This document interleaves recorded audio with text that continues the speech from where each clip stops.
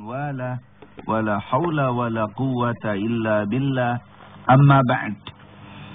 قال الله تعالى في كتابه الكريم: أعوذ بالله من الشيطان الرجيم بسم الله الرحمن الرحيم قل هو الله أحد الله الصمد لم يلد ولم يولد ولم يكن له كفوا أحد. Sadaqallahul azim.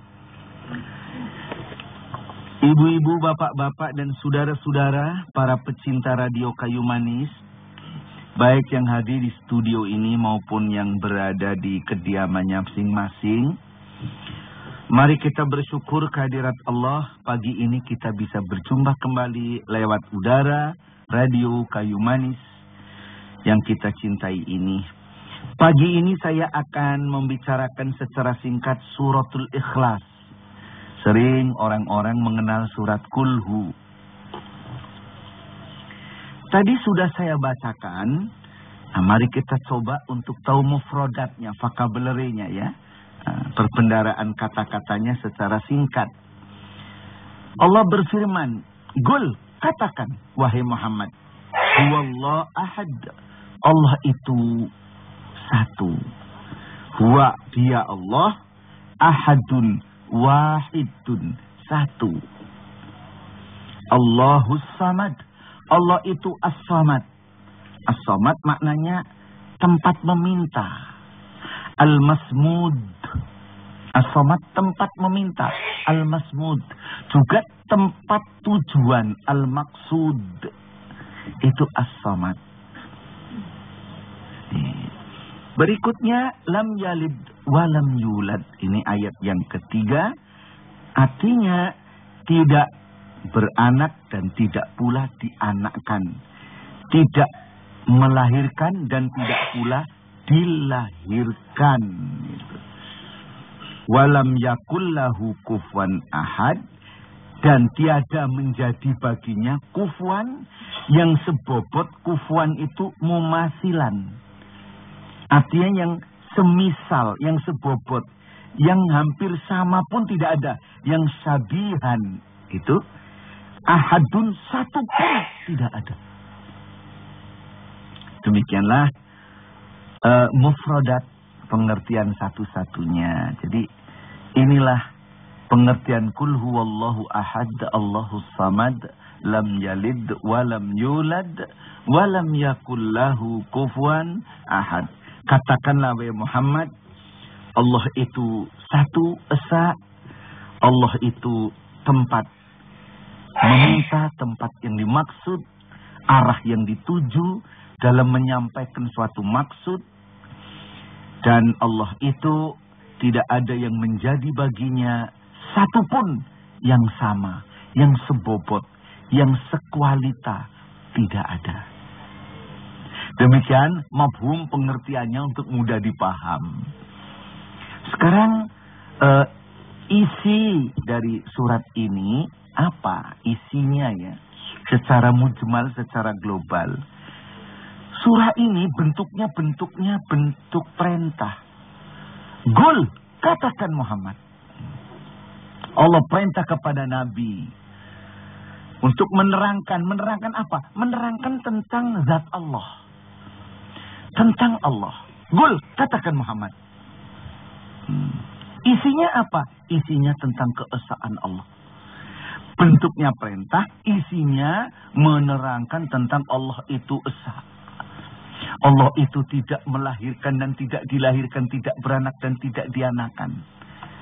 Allah itu tempat dituju, tempat memohon apapun pada Allah. Dan Allah itu pun tidak ada satu yang menyamai bobotnya dengan Allah. Ini isinya menerangkan keesaan Allah. Baik, dengan demikian ini kita maju selangkah mari untuk bicara soal ya kita gali isi ini lebih jauh. Allah menerangkan bahwa Allah itu esa ahad. Qul, katakan wallahu ahadun.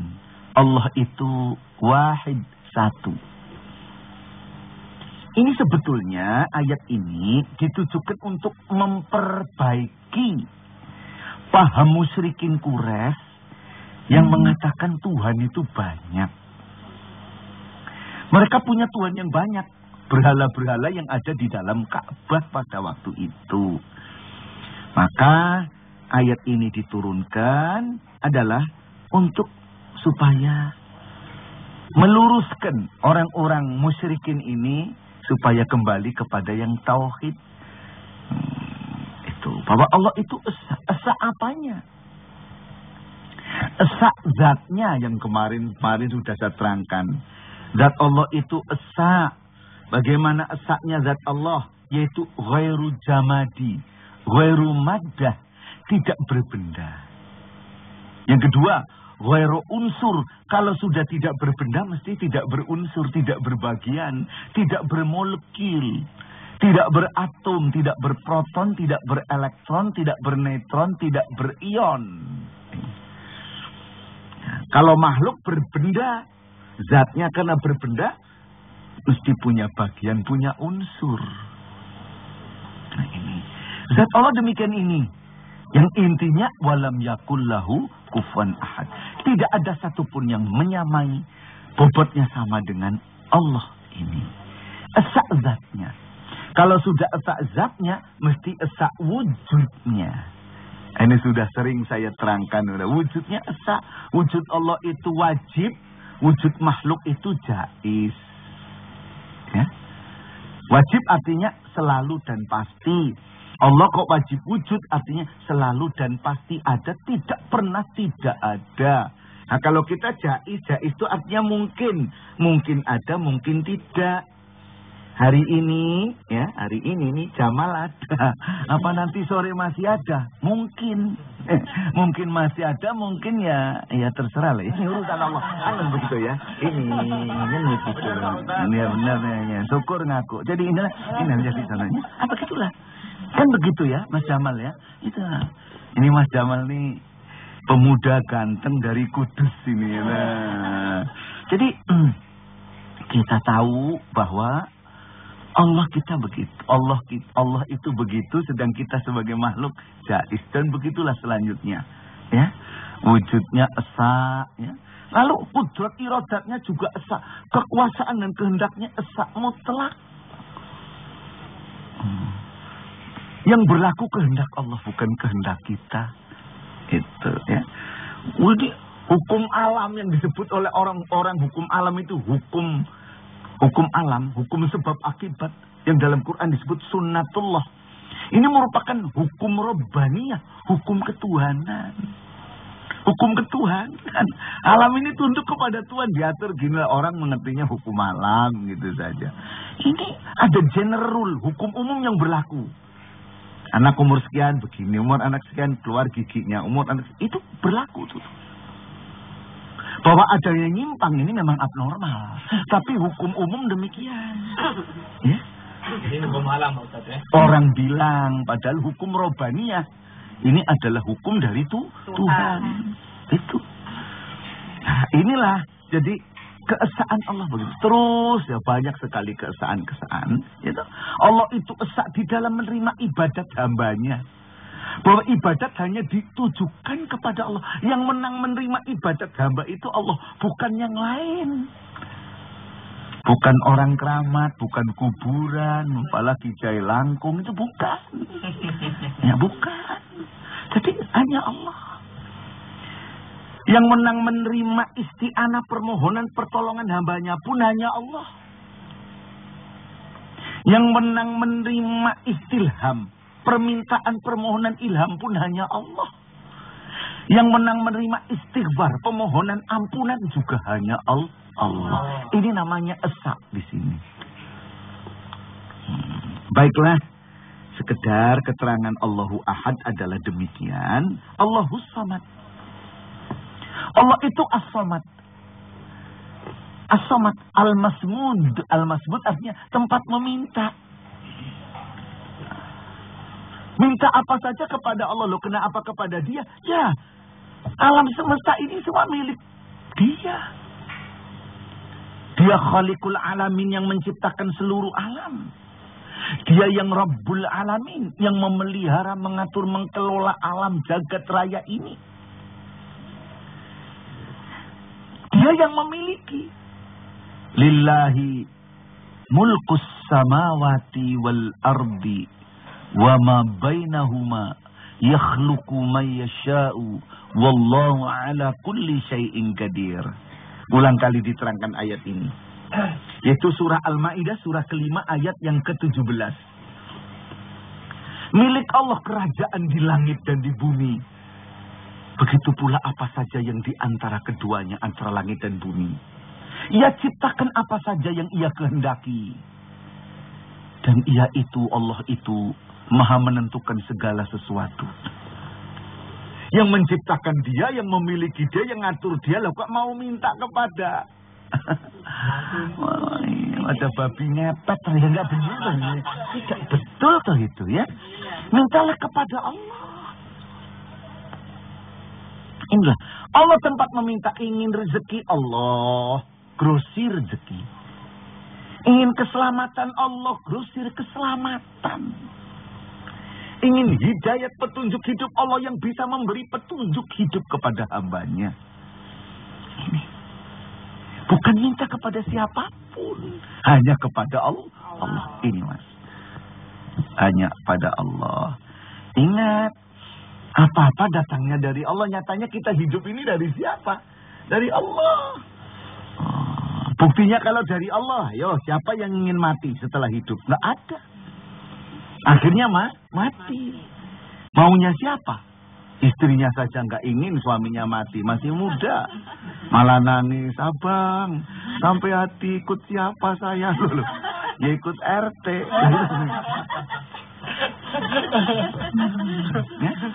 Malah Bang Lukman, ini upama ya, biar nanti pulang disayang gitu loh, ya toh. Itulah jadi ibu-ibu, bapak-bapak, saudara-saudara yang saya hormati, inilah siapa maunya. Nah, kalau hidup dan mati itu urusan Allah, rezeki juga urusan Allah. Semua yang memberi Allah apa dari Allah, mintalah kepada Allah. Lah kalau sudah minta dan apa-apa dari Allah, apa patut kita berterima kasih kepada yang lain?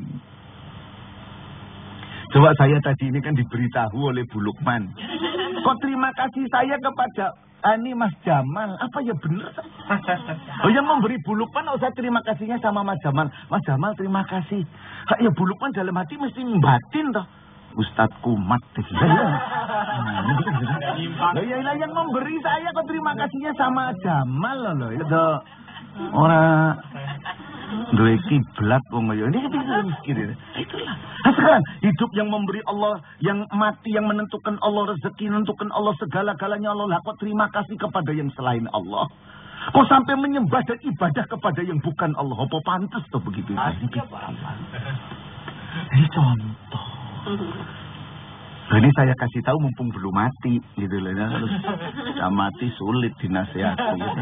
Jadi inilah ibu-ibu, bapak-bapak, saudara-saudara, inilah somat.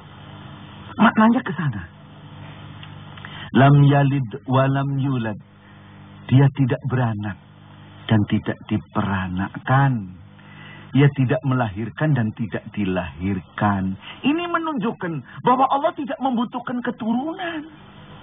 Dan ia pun bukan keturunan dari sesuatu. Ini merupakan satu perwujudan konsepsi di dalam pikiran bahwa Allah itu al-qiyamu binafsi. Allah itu berkuasa tegak dengan sendirinya. Siapa yang membutuhkan keturunan? Yang akan mati. Kita ini bakal mati. Pengen keturunan yang bakal melanjutkan sejarah kita. Allah tidak mati. Allah itu bakok. Kekal. Maka dia tidak membutuhkan keturunan.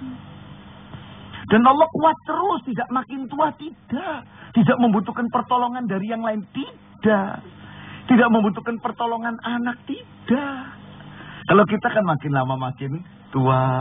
Itu. Dulu yang lemah anaknya, yang kuat bapaknya. Nanti yang lemah bapaknya, yang kuat anaknya.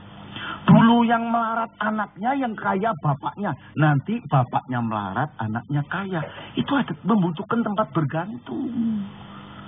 Tetapi Allah tidak demikian. Ya. Begitulah. Jadi untuk dipaham lah ya. Dulu yang bodoh anaknya, yang pinter bapaknya. Nanti kalau sudah tua bapaknya linglung lagi, anaknya yang pinter. Inilah.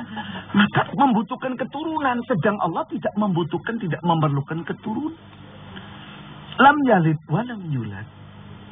Al-qiyamu binafsi. Ia tegak berkuasa dengan sendirinya. Tidak membutuhkan asisten. Dan lain-lainnya. Akhirnya daripada berpanjang-panjang disimpulkan walam yakul lahu kufuwan ahad. Tidak ada satupun yang menyamai dengan Allah. Inilah ayat ini, surat ini namanya surat Al-Ikhlas. Mengapa disebut surat Al-Ikhlas? Ikhlas artinya bersih. Dari kata kholaso yakhlusu khuluson, ikhlas, bersih. Mengapa bersih, tulus, jujur, tidak bercampur, itu ikhlas. Surat ini adalah surat yang menerangkan dengan jujur dan dengan tulus, menjelaskan tentang keesaan Allah yang bersih dari kemusyrikan. Diterangkan harus oleh orang yang hatinya bersih, tidak kecampuran syirik.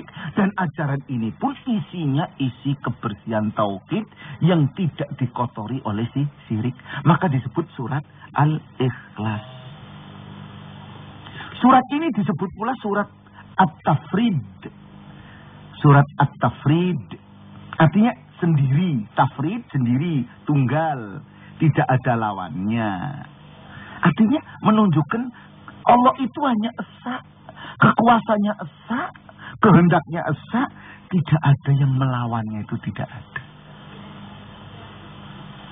Tidak ada yang mengimbangi, itu tidak ada. Yang kufu tidak ada. Ini maka disebut surat At-Tafrid. Disebut pula surat At-Tajrid.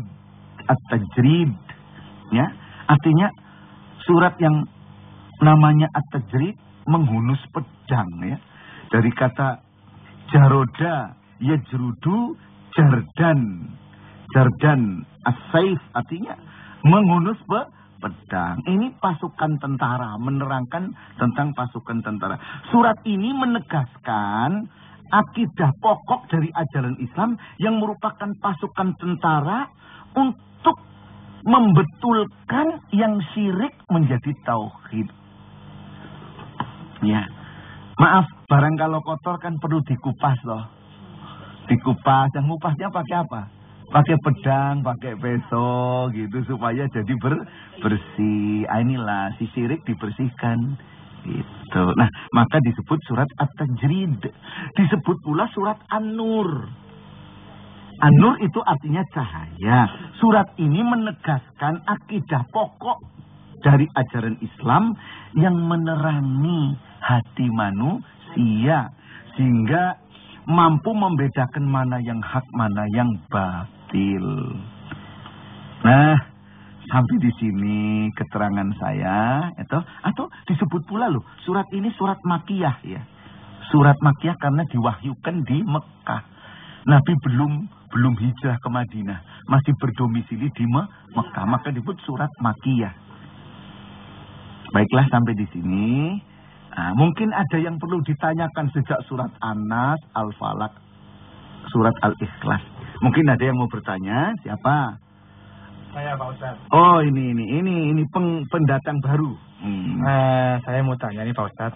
Ya. Pada waktu menerangkan surat An-Nas, disebut-sebut nama syaitan dan jin. Nah, ini yang saya ingin tanyakan, apakah bedanya syaitan dengan jin dan iblis Pak Ustaz? Kami kurang mengerti Pak Ustaz, jadi tolong diceritakan. Iya. Wah, ini pertanyaan yang penting loh ini ya. Penting, baru datang ngaji udah pinter ya. Apalagi sering datang, mal. Baiklah. Baik, sekarang begini. Jin, setan, iblis. Begini. Jin itu jenis makhluk. Kayak manusia, itu jenis makhluk. Ada makhluk namanya jin. Ada makhluk namanya manusia. manusia, kelompoknya. Ada makhluk namanya hewan. Hewan macam-macam. Ada kerbau, ada kambing, kan begitu. Dapat dimengerti ya. Manusia juga begitu. Namanya ini apa? Ini manusia, jenis manusia. Namanya siapa? Namanya Jamal. Namanya Lukman itu. Namanya Toha. Itu Toha di belakang itu enak-enakan aja itu. Amir, ya ada Amir lagi. Ini ada manusia namanya itu. Nah begitu juga jin. Jin itu jenisnya ada yang namanya iblis. Ada yang namanya ini. Meskipun ada ulama lain, iblis itu adalah biangnya jin. Ada yang berpendapat begitu. Tapi jelas nama dari jenis jin. Sekarang sudah jelas ya. Perbedaan antara jin dengan iblis. Nah, sekarang dengan setan. Setan itu sifatnya. Ya. Itu ada dalam beberapa penjelasan. Asyaitonu huwa ruhun syarir. Hak setan itu adalah hakikat daripada kejahatan. Jin, namanya jin. Kalau ia namanya siapapun, dikasihlah namanya siapa. Tapi sejak ia bertindak salah, kayak iblis, itu namanya iblis. Tapi sejak ia menipu, menggelincirkan Adam dan Hawa dari sorga, hingga bapak kita Adam dan Hawa menjadi durhaka kepada Allah, larangan dilanggar. Sejak itu Allah nyebutnya bukan lagi iblis, tapi asyaitan. Ya. Jadi setan itu sifat. Fi'il perbuatan yang jahat, jiwai oleh kejahatan. Inilah syaitan. Manusia juga begitu. Mana ya? Manusia juga begitu. Suami, kalau sedang baik ini suami. Kalau kumat, setan. Nah ini. Inilah. Ya. Istri juga begitu ya. Istri juga begitu kalau sedang baik-baik. Ini ya istri asli. Nah, nanti kalau sudah mulai siaran amatir, gitulah ini namanya. Nah sudah ya siaran amatirnya ngawur lah gitu. Nah ini sudah setan. Nah di setan itu sifat jahat yang mendorong ia bertindak dan berbuat jahat. Ini sudah setan. Hakikatnya sudah setan. Wujudnya orang manusia namanya juga ada gitu. Tapi dengan kejahatannya itu ia sudah menjadi setan. Nah kalau kita berhadapan dengan orang yang demikian ini, kita berlindung kepada Allah. Kan qul a'udzu birabbin nas. A'udzu berlindung. Oh, upama lihat kok suami marah, ngomong yang enggak enak, ada apa? Cepat-cepat ibunya berlindung kepada Allah. A'udzubillahi minasyaitonir rajim. Suaminya yang ngerti, wah gawat aku dianggap setan. Ini kan gitu. Ini kalau suaminya ngerti, kalau tidak memang susah ya toh. Nah, inilah. Jadi inilah untuk membedakan mana jin, mana setan, mana iblis. Nah, jadi dengan demikian ini kita dapat tahu mana jin, mana setan, mana iblis yang memang kadang-kadang suka confuse, suka kacau. Jadi setan itu begitu, iblis itu demikian. Jadi manusia pun bisa jadi setan. Sebab itu dalam surah An-Nas minal jinnati wan nas. Yang jadi al-waswas yaitu setan yang suka bisik-bisik. Itu jenis jin dan manusia. Dan bisikan manusia lebih jahat daripada jin. Jangan keras-keras, jinnya dengar ini. Jadi inilah. Hati-hati. Manusia kalau sudah membisiki, wah. Nah, kemarin saya terangkan bisikan dengan suara, bisikan dengan gerakan, itu gerakan. Wah paling gawat itu mas. Ya. Nah inilah, kalau sudah begitu, tidak ada tempat berlindung kecuali kepada Allah. Segera ucapkan, a'udzubillahi minasyaitonir rajim. Aku berlindung kepada Allah dari gangguan setan yang diranjam. Setan ini unsur evil, unsur kejahatan, unsur destruktif. Baiklah, saya kira sampai di sini lebih dulu ya. Insya Allah besok pagi kita lanjutkan pengajian berikutnya. Mudah-mudahan kehadiran kita di sini dan pada ibu-ibu, bapak, saudara-saudara yang berada di kediamannya masing-masing diterima oleh Allah sebagai amal ibadah kita. Dan mudah-mudahan Allah meridhoi kita. Amin ya rabbal alamin. Mari kita tutup dengan membaca Alhamdulillahi Rabbil Alamin. Wassalamualaikum warahmatullahi wabarakatuh.